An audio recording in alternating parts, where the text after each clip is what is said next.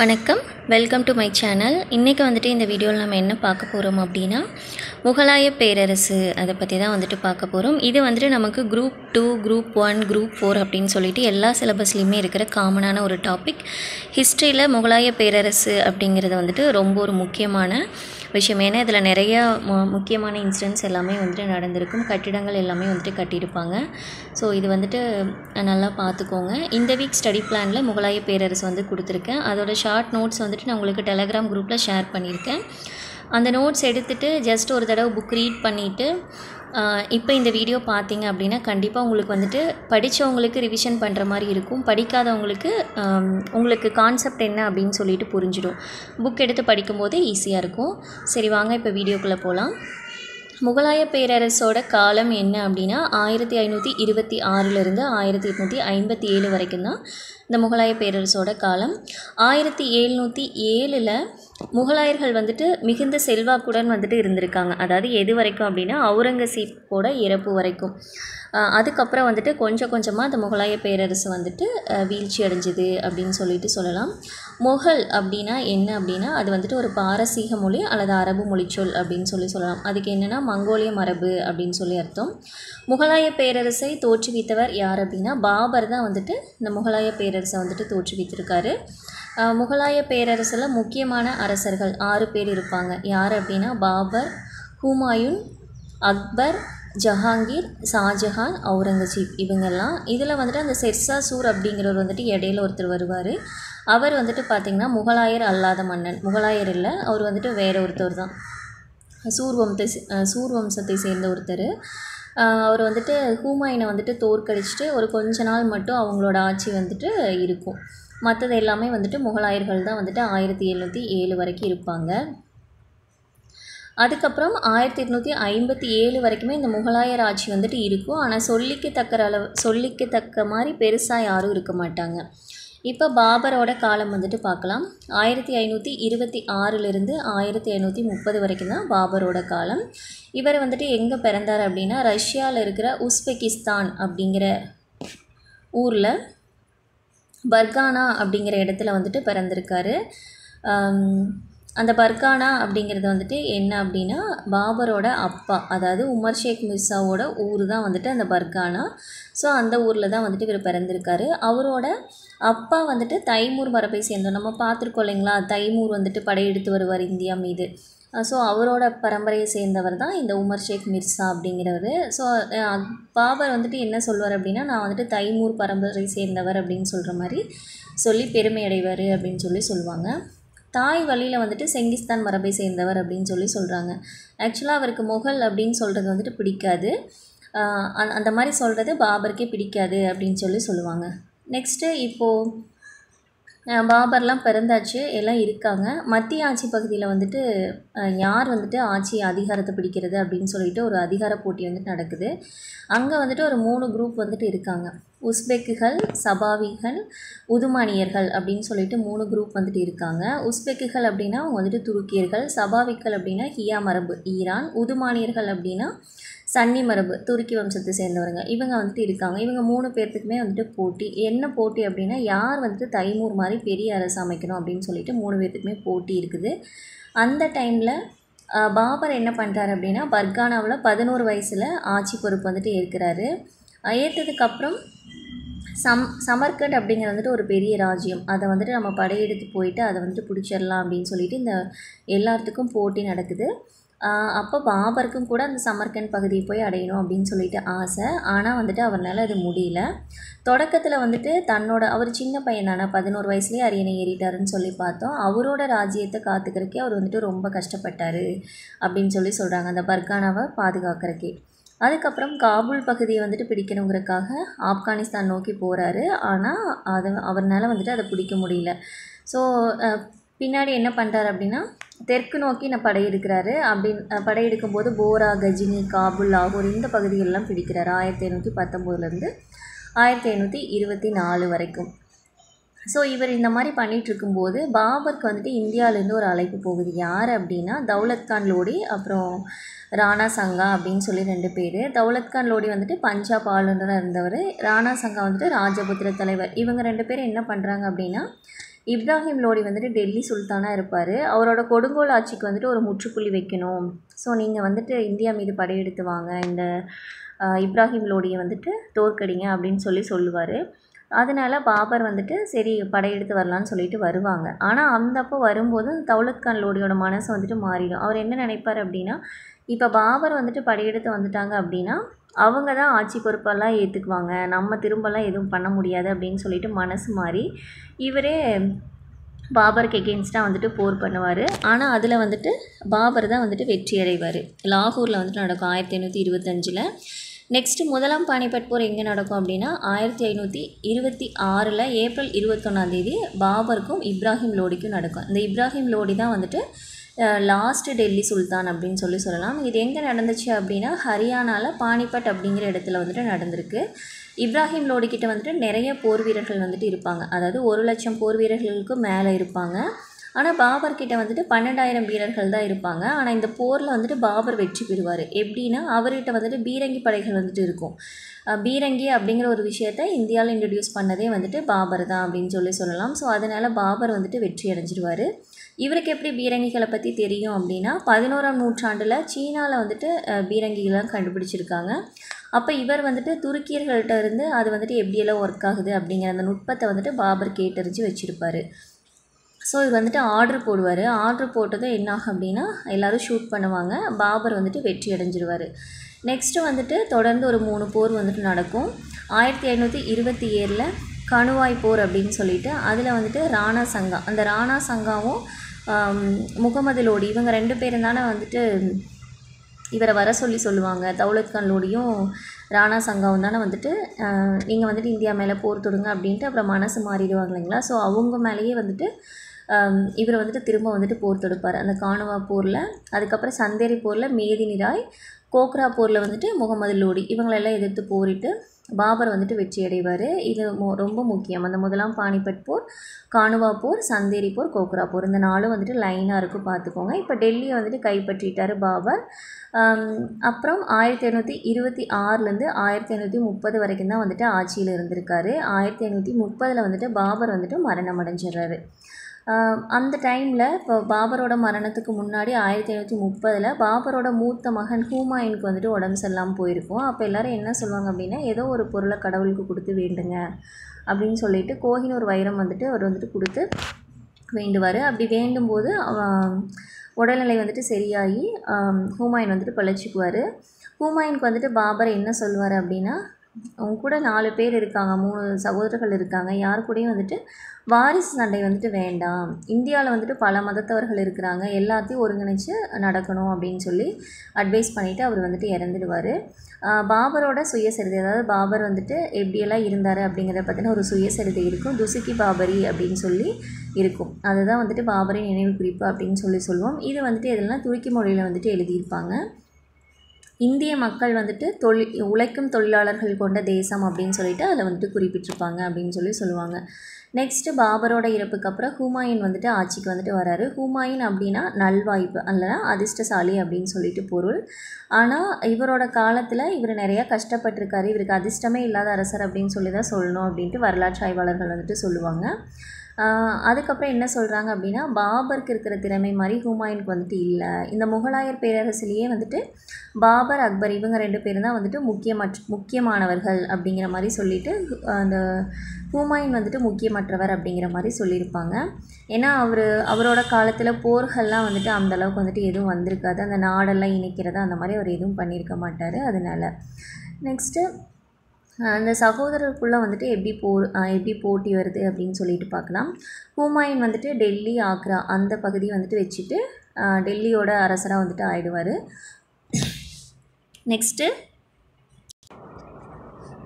Next Kamran அவரோட 2வது தம்பி. அவர் என்ன பண்ணுவார், அவருக்கு என்னென்னா காபூல், கந்தஹார், பஞ்சாப் இந்த பகுதிகளெலாம் பிரித்து கொடுத்துருவார். அஸ்காரி வந்துட்டு சம்பல், குஜராத் இந்த பகுதிகளெலாம் பிரித்து கொடுத்துருவார். ஹிண்டால் வந்துட்டு ஆழ்வார் இந்த ராஜஸ்தான் பகுதியில் இருக்கிறது வந்துட்டு கொடுத்துருவார். இந்த மாதிரி சகோதரர்களுக்கெல்லாம் பிரித்து கொடுத்துருவார். ஆனாலும் அவங்களுக்கு எல்லாத்துக்குமே கண் எங்கே இருக்கும் அப்படின்னா டெல்லிக்கு அரசராகணும் அப்படிங்கிறதுல தான் வந்துட்டு இருக்கும். ஸோ என்ன பண்ணுவாங்கன்னா தன்னோட அண்ணனுக்கு எதிராகவே வந்துட்டு நிறைய சதிகள் செய்வாங்க, போராடுவாங்க. இவர் இந்த அஸ்காரி என்ன பண்ணுவார் அப்படின்னா ஆக்ரா நோக்கி படையெல்லாம் வந்துட்டு எடுப்பார். இந்த சகோதரர்களோட செயல்னால இவர் ஹுமாயூன் வந்துட்டு ரொம்ப கஷ்டப்பட்டிருப்பார் அப்படின்னு சொல்லுவாங்க. ஹுமாயூனுக்கும் பகதூர் ஷாவுக்கும் வந்துட்டு ஒரு போர் வருது. பகதூர் ஷா யார் அப்படின்னா குஜராத்தை வந்துட்டு ஆட்சி பண்ணிகிட்ருப்பார். அந்த போரில் ஹுமாயூன் வந்துட்டு வெற்றி பெற்றுவார். அந்த வெற்றி பெற்றாலும் அந்த குஜராத் பகுதியை வந்துட்டு தன்னோட தம்பிக்கிட்ட வந்துட்டு கொடுத்துருவார். நீ பார்த்துக்கோ அப்படிங்கிற மாதிரி தம்பிகிட்ட வந்துட்டு கொடுத்துருவார். அடுத்தது சுனார்கோட்டை போர். இது வந்துட்டு 1532 வந்துட்டு நடக்கும். யார் யாருக்கு அப்படின்னா ஆப்கானியர்களுக்கும் ஹுமாயூனுக்கும் நடக்கும். ஆப்கானியர்கள்னால் யார் அப்படின்னா அந்த கிழக்கு பகுதியில், அந்த வங்காளம் பீகார் பகுதியில் வந்துட்டு இருப்பாங்க. அவங்களுக்கும் ஹுமாயூனுக்கும் நடக்கிறதா இது. அதில் வந்துட்டு அந்த சுனார்கோட்டை வந்துட்டு இவர் முற்றுகையிட்டுருவார் ஹுமாயூன். அப்போ அந்த ஷெர்ஷாசு அப்படிங்கிறவர் என்ன பண்ணுவார் அப்படின்னா ஒரு பொய்யான வாக்குறுதி வந்துட்டு கொடுத்துருவார். நீங்கள் வந்துட்டு என்னை விடுவிச்சிங்க அப்படின்னா பீகாரை வந்துட்டு கைப்பற்றி தரக்கு நான் உங்களுக்கு உதவி பண்ணுறேன். அது மட்டும் இல்லாமல் வருஷத்துக்கு 1,00,000 ரூபாய் கப்பம் கட்டுறேன் அப்படின்னு சொல்லிட்டு பொய் சொல்லிடுவார். அதை வந்துட்டு ஹுமாயூன் வந்துட்டு நம்பிட்டு அவர் வந்துட்டு விடுவிச்சிருவார். அதனால் என்னாகும் அப்படின்னா இதுதான் வந்துட்டு இந்த ஹுமாயூன் தோல்வியுறதுக்கே ஒரு முக்கியமான காரணம். அவரோட ஆட்சி போகிறதுக்கே இதுதான் காரணம் அப்படின்னு சொல்லலாம். அதுக்கப்புறம் வந்துட்டு இவர் சுனார்கோட்டை அந்த முற்றுகையை கைவிட்டுட்டு டெல்லிக்கு வந்துட்டு திரும்ப வருவார். டெல்லிக்கு வந்ததுக்கப்புறம் இவர் என்ன பண்ணுவார் அப்படின்னா தீன்பனா அப்படிங்கிற நகரத்தை வந்துட்டு உருவாக்குறதுல முக்கிய கவனம் வந்துட்டு செலுத்துவார். இந்த பொய்யான வாக்குறுதி எழுத்தா இல்லைங்களா இந்த ஷெர்ஷாசு, கடைசியில் வந்துட்டு பார்த்திங்கன்னா இந்த ஹுமாயூனை தோற்கடிச்சிட்டு அந்த இவர் வந்துட்டு அந்த டெல்லிக்கு வந்துட்டு அரசராகிட்டு இந்த தீன்பனா அப்படிங்கிற நகரத்தையே வந்துட்டு அவர் தான் அழிப்பார் அப்படின்னு சொல்லுவாங்க. அதெல்லாம் பின்னாடி பார்க்கலாம். இவர் வந்துட்டு இந்த தீன்பனா அப்படிங்கிற நகரத்தை உருவாக்குறதுல கவனம் செலுத்திட்டு இருக்கிற அதே டைமில் இவரோட சகோதரர்கள்லாம் என்ன பண்ணுவாங்க அப்படின்னா இந்த அரசராகணும் அப்படிங்கிறதுல நிறைய போர் பண்ணுறது, மற்ற ஆட்சி பகுதியில் நிற்கிறது, அந்த மாதிரி ரொம்ப பேராசைப்பட்டுட்டு இருப்பாங்க. அதனால இந்த ஹுமாயூனுக்கு வந்துட்டு ரொம்ப நிறைய பிரச்சனைகள்லாம் வரும். இப்போ ஹுமாயூன் ஷெர்ஷா இவங்க 2 பேர்த்துக்கு இடையில் போர் வருது. 1539 சௌசா போர், 1540 வந்துட்டு கன்னௌசி போர் வந்துட்டு இதில் யார் வின் பண்ணுவாங்க அப்படின்னா ஷெர்ஷா வந்துட்டு வின் பண்ணிடுவார். அப்போது சௌசா போர்லேருந்து தன்னை காப்பாற்றிக்கணும் அப்படிங்கிறக்காக ஹுமாயூன் என்ன பண்ணுவார் அப்படின்னா கங்கை நதியை போயிட்டு கடந்து நீந்தி போய் தப்பிச்சிருவார் அப்படின்னு சொல்லுவாங்க. இப்போது இந்த ஷெர்ஷா கொடுத்த பொய்யான வாக்குறுதினால அதுக்கப்புறம் இந்த ஹுமாயூனோட சகோதரர்கள் பண்ணின துரோகத்தினால தான் வந்துட்டு ஹுமாயூனுக்கு வந்துட்டு இந்த மாதிரி ஒரு நிலைமை வந்துட்டு வரும். இவர் தப்பிச்சு எங்கே போவார் அப்படின்னா பாரசீகத்துக்கு வந்துட்டு போவார். பாரசீகம் என்ன ஈரானில் இருக்குது. அங்கே போயிட்டு ஷா மன்னரோட இதில் வந்துட்டு இருப்பார். அவர் கூட வந்துட்டு சேர்ந்து இருப்பார். அப்போ ஷா மன்னர் வந்துட்டு இவருக்கு நிறைய உதவி பண்ணுவார். அதுக்கப்புறம் தன்னோட பொண்ணையே வந்துட்டு இவருக்கு ஹுமாயூனுக்கு வந்துட்டு கல்யாணம் பண்ணி வைப்பார். எப்போனா 1540 ஹமீதா பானு பேகம் அப்படிங்கிற பொண்ணை வந்துட்டு அதாவது ஷா மன்னரோட பொண்ணு தான், அந்த பொண்ணை வந்துட்டு இவர் கல்யாணம் பண்ணி வைப்பார். கல்யாணம் பண்ணி வச்சதும் அதுக்கப்புறம் அவர் அங்கேயே கொஞ்ச நாள் இருப்பார். இருக்கும்போது என்னாகும் அப்படின்னா அவங்க ஒய்ஃப் வந்துட்டு ப்ரெக்னெண்ட்டாக இருப்பாங்க. அதாவது ஹமீதா பானு பேகம் வந்துட்டு ப்ரெக்னெண்ட்டாக இருப்பாங்க. அப்போ பாலைவனத்தில் இருக்கும்போது மாதுளம்பழம் சாப்பிட்ணும் போல் இருக்குது அப்படிம்பாங்க. இந்த பாலைவனத்தில் எப்படி மாதுளம்பழம் கிடைக்கும் அப்படிங்கிற மாதிரி அவர் ஹுமாயூன் கேட்டுட்ருப்பார். அப்போ கொஞ்ச நேரத்தில் யாரோ ஒருத்தர் மாதுளம்பழம் விற்றுட்டு வருவாங்க. அப்போ அவர் என்ன சொல்வார் அப்படின்னா உன் வயிற்றில் இருக்கிற குழந்தை நிஜமாலுமே ஒரு அதிர்ஷ்டசாலி தான், அவன் கேட்டதே எல்லாமே கிடைக்குது அப்படிங்கிற மாதிரி சொல்லுவாங்க. ஸோ 1542 அக்பர் வந்துட்டு பிறந்துருவார். அக்பர் யாரோட பையன் அப்படின்னா ஹுமாயூனோட பையன். எந்த இடத்துல பிறக்கிறாரு அப்படின்னா அமர்கோட் அப்படிங்கிற இடம், அதாவது அமரக்கோட்டை அப்படிங்கிறதுல வந்துட்டு பிறப்பார். 1542 நவம்பர் 23 வந்துட்டு பிறப்பார். அந்த நவம்பர் 23 அப்படிங்கிறது ஒரு முக்கியமான டேட்டு தான். அதுவுமே வந்துட்டு ஓல்டு டிஎன்பிசியில் வந்துட்டு கேட்டிருக்காங்க. ஸோ அது வந்துட்டு பார்த்துக்கோங்க. பொதுவாகவே இந்த ஹுமாயூனுக்கு வந்துட்டு இந்த ஜாதகம் மூட நம்பிக்கையெல்லாம் அதிகம். என்ன பண்ணுவார் அப்படின்னா டெய்லி ஒரு கலர் ட்ரெஸ் போடுறது, கல் வச்ச மோதிரம் போடுறது, அந்த மாதிரி ரொம்ப மூட நம்பிக்கையெல்லாம் வந்துட்டு அவருக்கு வந்துட்டு இருக்கும். அதுக்கப்புறம் இந்த மாதிரி குழந்தெல்லாம் பிறந்துச்சு, செட்டில் ஆகிட்டார். அப்புறம் பாரசீக மன்னர் வந்துட்டு என்ன பண்ணுறாரு அப்படின்னா ஹுமாயூனுக்கு வந்துட்டு படை உதவி வந்துட்டு செய்கிறாரு. சரி நான் உனக்கு வந்துட்டு ஹெல்ப் பண்ணுறேன், நீ வந்துட்டு உன்னோட தம்பிகள்லாம் தோற்கடிச்சு அந்த பகுதியிலலாம் ஃபஸ்ட்டு பிடி, அதுக்கப்புறம் வந்துட்டு டெல்லி நோக்கி படையிடு அப்படிங்கிற மாதிரி சொல்கிறாரு. அதுக்கப்புறம் சொல்லிவிட்டு இந்த ஷா மன்னர் வந்துட்டு என்ன சொல்கிறாரு அப்படின்னா நீங்கள் மட்டும் உங்கள் தம்பிகளுக்கு அந்த நாடெல்லாம் பிரித்து கொடுக்காம இருந்திருந்தீங்க அப்படின்னா உங்களுக்கு இந்த பிரச்சனையே வந்திருக்காது. ஸோ இதுக்கப்புறம் வந்துட்டு தம்பி அப்படின்னு சொல்லிட்டு பாசமாக இருக்காதீங்க அப்படின்னு சொல்லிட்டு ஷா மன்னர் வந்துட்டு ஹுமாயூனுக்கு வந்துட்டு சொல்லுவார். ஆக்சுவலாக இந்த பாரசீக மன்னர் ஷா மன்னர் இருக்கார் இல்லைங்களா, அவங்க வந்துட்டு சியா மரபை சேர்ந்தவங்க. இந்த ஹுமாயூன் வந்துட்டு பார்த்திங்கன்னா சன்னி மரபு சேர்ந்தவங்க. இது ரெண்டும் பார்த்துக்கோங்க. சியா பிரிவு, சன்னி பிரிவு அப்படிங்கிறத வந்துட்டு பார்த்துக்கோங்க. ஸோ அந்த ஷாம் மன்னர் ஹெல்ப் பண்ணுறதுனால ஹுமாயூன் வந்துட்டு தன்னோட தம்பி கம்ரானை வந்துட்டு ஃபஸ்ட்டு வெற்றி பெற்றுவார் போர் புரிஞ்சு. எந்தெந்த இடத்துனா காபூல், கந்தகார் பகுதியை அவர்கிட்டருந்து வாங்கிடுவார். ஸோ அந்த இடத்துக்கு வந்துட்டு போனதும் திரும்ப ஹுமாயூனுக்கு வந்துட்டு தோணும், நம்ம தம்பிக்கிட்டேருந்து நம்ம இந்த மாதிரி இடத்தெல்லாம் வாங்குறோமே அப்படின்ட்டு. அப்போ மற்றவங்கெல்லாம் திரும்ப ஹுமாயூனுக்கு வந்துட்டு அட்வைஸ் பண்ணுவாங்க, தயவு செஞ்சு திரும்பவும் அவங்க தம்பி மேலெல்லாம் பாசம் வைக்காதீங்க, அவங்களால நீங்கள் எவ்வளோ கஷ்டப்பட்டிருக்கீங்க, நாடு இல்லாமல் எங்கெங்கெல்லாம் சுற்றிருக்கீங்க அப்படின்னு சொல்லிட்டு. அதனால் என்ன பண்ணுவாங்க அப்படின்னா, கம்ரான் கானோட கண்ணை வந்துட்டு அப்படியே குருடாக்கிடுவாங்க. தீ பழுக்கிற மாதிரி ஒரு கம்பி காய வச்சு அதில் கண்ணில் வச்சு அவரை கண்ணை வந்துட்டு குருடாக்கிட்டு அதில் உப்பு எலுமிச்சை சாறு வச்சு விடுவாங்க அப்படின்னு சொல்லுவாங்க. ஸோ 1555 வந்துட்டு ஹுமாயூன் வந்துட்டு ஆட்சி பிடிச்சிருவார் ஆக்ராவில், டெல்லியில். இவர் வந்துட்டு எப்படி டெல்லி ஆட்சி பிடிச்சார் அப்படின்னா, ஷெர்ஷா வந்துட்டு நல்லா திறமையானவராக இருப்பார். ஆனால் அந்த ஷெர்ஷாக்கு அப்புறம் இருக்கிற அவரோட வாரிசுகள் வந்துட்டு திறமையற்றவர்களாக இருக்கிறதுனால அப்பகுதி வந்துட்டு ஹுமாயூன் வந்து தன் கூட இணைச்சிக்குவார்.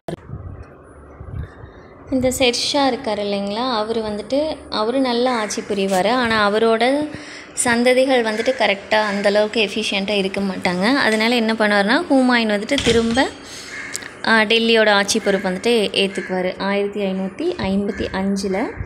1556 ஒரு லைப்ரரி ஸ்டெப்பில் இருந்து கீழே விழுந்து அவர் வந்துட்டு இறந்துடுவார். ஒரு குறுகிய படிக்கட்டில் வந்துட்டு தடுமாறி விழுந்து இறந்துடுவார். அதை வந்துட்டு ஸ்டான்லி லேன்பூல் அப்படிங்கிற வரலாற்று ஆய்வாளர் என்ன சொல்வார் அப்படின்னா, வாழ்க்கை முழுவதும் தடுமாறிய ஹுமாயூன் வாழ்க்கையை விட்டே தடுமாறினார் அப்படின்னு சொல்லுவாங்க. இதுவும் கூட முக்கியமானது தான். இந்த கூற்று யார் சொன்னது அப்படின்னு சொல்லி கூட கேட்கலாம், இல்லை யாருக்காக சொல்லப்பட்டது அப்படின்னு சொல்லிட்டு கேட்கலாம். இப்போ வந்துட்டு சூர் இடைவெளி, அதாவது ஷெர்ஷா வந்துட்டு வந்தார் இல்லைங்களா, அதை பற்றி பார்க்கலாம். 1540 1555 வரைக்கும் இவரோட ஷெர்ஷா சூர் வந்துட்டு ஆக்சுவலாக எவ்வளோ நாள் ஆட்சி பண்ணுவார் அப்படின்னா, 1540 45 வரைக்கும் தான் இவர் வந்துட்டு ஆட்சியில் இருப்பார். அதுக்கப்புறம் அவரோட வாரிசுகள் தான் வந்துட்டு இருப்பாங்க. பொதுவாகவே வந்துட்டு பார்த்திங்கன்னா இவர் ஒரு ஜாகிர்தாரோட மகன் அப்படின்னு சொல்கிறாங்க. இவர் எங்கே பிறந்தார் அப்படின்னா, பீகாரில் சசாராம் அப்படிங்கிற இடத்துல வந்துட்டு பிறந்திருக்காரு. அவரோட கல்லறையும் கூட அங்கே தான் இருக்குது. இவரோட இயற்பெயர் என்ன அப்படின்னா ஃபரித் அப்படிங்கிறது தான் வந்துட்டு இவரோட இயற்பெயர். இது கூட வந்துட்டு லாஸ்ட்டு டிஎன்பிசி, அதாவது பழைய ஓல்டு டிஎன்பிசியில் கேட்ட கொஸ்டின்ஸு. ஃபரித் அப்படிங்கிற இயற்பெயர் வந்துட்டு யாருக்கு இருக்குது அப்படின்னு கேட்டிருக்காங்க. இவருக்கு ஏன் ஷெர்ஷா அப்படிங்கிற பேர் வந்துச்சு அப்படின்னா, ஷெர் அப்படிங்கிற புலியை கொண்டதுனால அவரோட பேர் வந்துட்டு ஷெர்கான் அல்லது ஷெர்ஷா அப்படின்னு சொல்கிறாங்க. அந்த புலியை கொண்டதுனால இவருக்கு வந்துட்டு அந்த பேர் வந்துட்டு வந்திருக்கு. ஷெர்ஷா சூரியை பொறுத்த வரைக்கும் முக்கியமாக நம்ம தெரிஞ்சுக்க வேண்டிய விஷயங்கள் நிறையா இருக்குது. என்ன அப்படின்னா, அவரோட நிர்வாக திறமை தான். அக்பரோட வருவாய்த்துறையினோட முன்னோடியாகவே ஷெர்ஷா தான் வந்துட்டு இருந்திருக்காரு. இந்த முகலாயர்கள் ஆட்சியில் அக்பர் வந்துட்டு வருவார் இல்லைங்களா, அவரோட வருவாய்த்துறையோட அந்த நிர்வாகத்துக்கு வந்துட்டு இவரோட மெத்தடு தான் வந்துட்டு அவர் ஃபாலோ பண்ணியிருக்காரு அப்படின்னு சொல்கிறாங்க. ஜமீன்தாரி முறை, ஜாகிர்தாரி முறை, இதை வந்துட்டு இவர் பின்பற்றியிருக்காரு. அதாவது விவசாய நிலங்களில் அந்த விளைச்சலில் 1/3 பங்கு வந்துட்டு வரியாக செலுத்தணும் அப்படின்னு அதாவது நல்லா விளையும் போது மட்டும் அதை வந்துட்டு செலுத்தினா போதும் அப்படின்ட்டு. இவர் வந்துட்டு விவசாயிகளுக்கு வந்துட்டு கொஞ்சம் முக்கியத்துவம் கொடுக்குறாரு. என்ன சொல்கிறார் அப்படின்னா, விவசாயி வந்துட்டு சீரழிஞ்சாங்க அப்படின்னா அரசனும் சீரழிவான். அதனால் ஏதாவது போருக்கு போகும்போதும் சரி, இல்லை மற்ற டைம்லேயும் சரி, விவசாய நிலங்களுக்கு வந்துட்டு ஊறு விளைவிக்கக்கூடாது அப்படிங்கிறத வந்துட்டு ஷெர்ஷா ரொம்ப கவனமாக வந்துட்டு இருப்பார். ஸோ அந்த உத்தரவும் வந்துட்டு போட்டிருப்பார், விவசாய நிலங்களுக்கு வந்துட்டு ஊறு விளைவிக்கக்கூடாது அப்படின்ட்டு. அதுக்கப்புறம் இவரோட காலத்தில் நாணயம் வந்துட்டு வெளியிடுவார். என்னென்னா தாம் அல்லது டாம் அப்படின்னு சொல்கிற வெள்ளி நாணயங்கள் வந்துட்டு வெளியிடுவார். அதனால் இவர் என்ன சொல்லுவோம் அப்படின்னா, நவீன நாணய முறையின் தந்தை அப்படின்னு ஷெர்ஷா சூரை வந்துட்டு சொல்லுவாங்க. இவர் வெளியிட்ட அந்த நாணயம் வந்துட்டு 1855 வரைக்கும் கூட புழக்கத்தில் இருந்துச்சு.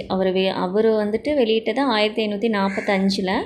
ஆனால் 1845 வரையும் கூட புழக்கத்தில் இருந்துச்சு. 300 வருஷம் இருந்துச்சு அப்படின்னு சொல்கிறாங்க. இவரோட இந்த வாணிபம் இதெல்லாம் வந்துட்டு எப்படி இருக்குது அப்படின்னா, தங்கம் வெள்ளியில் வந்துட்டு அதோட தரம் நிர்ணயம் வந்துட்டு பண்ணுறாரு. இப்போ நம்ம 8 கிராம் தங்கம் வாங்குகிறோம் 916 அப்படின்னுலாம் சொல்கிறோம் இல்லைங்களா, அந்த மாதிரி தங்கம் வெள்ளிக்கு தர நிர்ணயம் வந்துட்டு இவரோட காலத்தில் பண்ணுறாரு. என்னென்ன வரிகள் இருக்குது அப்படின்னா விற்பனை வரி, நுழைவு வரி, இந்த வகையான வரிகள் வந்துட்டு இருக்குது. போக்குவரத்துக்காக இவர் ஒரு சில விஷயங்கள்லாம் பண்ணுறாரு. கிராண்ட் ட்ரங்க் சாலைகள், அதாவது 4 வழிச்சாலைகளில் வந்துட்டு அப்பயே அமைச்சிருக்காரு. சராய் அப்படிங்கிற உணவு விடுதி, இந்த வணிகர்கள் அதுக்கப்புறம் போக்குவரத்து செய்பவங்கள்லாம் தங்குறதுக்கும் இளைப்பாறதுக்கும் வந்துட்டு சராய் அப்படிங்கிற உணவு விடுதி வந்துட்டு அமைச்சிருக்காரு. அதாவது விடுதி இன்னுமே வந்துட்டு அதெல்லாம் இருக்குது அப்படின்னு சொல்லி சொல்கிறாங்க. அதுக்கப்புறம் இவரோட காலத்தில் என்னென்ன கட்டுமான பணிகள்லாம் நடந்துச்சு அப்படின்னா புராண கிலார் அப்படிங்கிற கோட்டை வந்துட்டு டெல்லியில் வந்துட்டு கட்டியிருக்காரு. நெக்ஸ்ட்டு ஒன்று சசாராம் கல்லறை மாடம் அப்படிங்கிறத வந்துட்டு கட்டியிருக்காரு. ஷெர்ஷாவின் கல்லறை தான் வந்துட்டு இந்த சசாராம் கல்லறை மாடம் அப்படின்னு சொல்லி சொல்கிறாங்க. 1545 வந்துட்டு ஷெர்ஷா வந்துட்டு இறந்துடுறாரு. எப்படின்னா கலிஞ்சார் கோட்டை போர், கலிஞ்சார் கோட்டையில் வந்துட்டு யார் யாருக்கு போர் நடக்குது அப்படின்னா ஷெர்ஷாவுக்கும் பண்டஹட்கட் மன்னருக்கும் வந்துட்டு போர் நடக்குது. அந்த பண்டஹட்கட் வந்துட்டு ராஜபுத்திர மன்னர் தான். இவங்க 2 பேர்த்துக்கு போர் நடக்கும்போது என்ன பண்ணுவாங்க அப்படின்னா இந்த கோட்டையை வந்துட்டு வெடி வச்சு தகர்க்கலாம் அப்படின்னு சொல்லி முடிவு பண்ணுவாங்க. ஏன்னா அவர் உள்ளே இருப்பார் இல்லைங்களா அந்த ராஜபுத்திர மன்னர். அப்போ கோட்டை சுவருக்கு வந்துட்டு வெடி வச்சுட்டு திரும்பும்போது அது கொஞ்சம் முன்னாடியாகவே வெடிச்சிடும். அப்போ வெடித்ததுனால இவர் கூட இருந்த எல்லாருமே வந்துட்டு நிறைய காயப்படுவாங்க, நிறைய பேர் இறந்துருவாங்க. இவர் கூட நிறைய முகலாயர்களும் கூட இருப்பாங்க, ஸோ அவங்களும் இறந்துருவாங்க. படை வீரர்கள் நிறைய பேர் இறந்துருவார். அதில் வந்துட்டு இவருக்கு நிறைய காயம் ஏற்படும். அப்புறம் கொஞ்ச நாளுக்கு அப்புறம் இவரும் வந்துட்டு இறந்துருவார். 1845 இறந்துருவார் அப்படின்னு சொல்லி சொல்கிறாங்க. ஷெர்ஷா சூரில் வந்துட்டு அவரோட காலத்தில் அமைச்சர்கள் வந்துட்டு இருப்பாங்க ஒரு துறைக்கும். திவானி விசாரத் அப்படின்னா வருவாய் அமைச்சர், திவானி அரிஸ் அப்படின்னா படைத்துறை இராணுவம், திவானி ரஸ்லத் அப்படின்னா அயலுறவு அமைச்சர், திவானி இன்ஷா அப்படின்னா தகவல் தொடர்புத்துறை. இதெல்லாம் ரொம்ப முக்கியமானது, பார்த்துக்கோங்க. அதுக்கப்புறம் அதுக்கு என்னென்ன அதிகாரிகள்லாம் இருந்தாங்க அப்படின்னு பார்த்திங்கன்னா ஹிக்தார்னா இராணுவத்துறை அதிகாரி, முன்சீப்னா நிதி, அமீனா அல்லது அமீனா நில வருவாய், பொடேதார்னா கருவூல் அதிகாரி, கர்ஹூன்னா கணக்கர். இதெல்லாம் வந்துட்டு அதுலேருந்து அதிகாரிகள். ஷெர்ஷாவோட மகன் யார் அப்படின்னா இஸ்மாயில் ஷா அப்படின்னு சொல்லுவாங்க. இவர் வந்துட்டு திறமையற்று இருப்பார். 1555 சின்ன வயசுலேயே வந்துட்டு இறந்துருவார். ஸோ ஹூமாயூன் வந்துட்டு திரும்ப வந்துட்டு ஆட்சியை வந்துட்டு பிடிச்சிக்குவார். இதுதான் வந்துட்டு நம்ம பாபர், அதுக்கப்புறம் ஹுமாயூன், அதுக்கப்புறம் இந்த ஷெர்ஷா சூரி, இவங்க 3 பேர்த்த பற்றினது. ஃபஸ்ட்டு இந்த 3 டாபிக் வந்துட்டு இந்த 3 அரசர்கள் பற்றி நீங்கள் தெரிஞ்சுக்கோங்க. யார் வந்துட்டு எப்போ ஆட்சிக்கு வந்தாங்க, அவங்க காலத்தில் என்னென்ன போரெல்லாம் நடந்துச்சு, என்னென்ன வருஷங்கள் என்னென்ன கட்டிடங்கள்லாம் கட்டினாங்க அப்படின்னு சொல்லி தெரிஞ்சுக்கோங்க. அடுத்த வீடியோவில் வந்துட்டு நம்ம இவருக்கு பின்னாடி வர்ற மற்ற எல்லாத்தையும் வந்துட்டு பார்க்கலாம். ஏன்னா ஒரே வீடியோவில் கண்டினியூஸாக பார்த்தோம் அப்படின்னா உங்களுக்கு எல்லாமே ஒரே மாதிரி இருக்கிற மாதிரி இருக்கும். அதுக்காக தான் சொல்கிறேன். ஓகேங்களா? நெக்ஸ்ட் வீடியோவில் வந்துட்டு நம்ம அக்பர், அவுரங்கசீப், ஷாஜஹான் இவங்கள பற்றி பார்க்கலாம். அப்புறம் பார்ட் 3ல் வந்துட்டு இந்த முகலாயர்களோட நிர்வாக முறையெல்லாம் எப்படி இருந்துச்சு அப்படிங்கிறத வந்துட்டு பார்க்கலாம். ஓகே, தேங்க்ஸ் ஃபார் வாட்சிங்.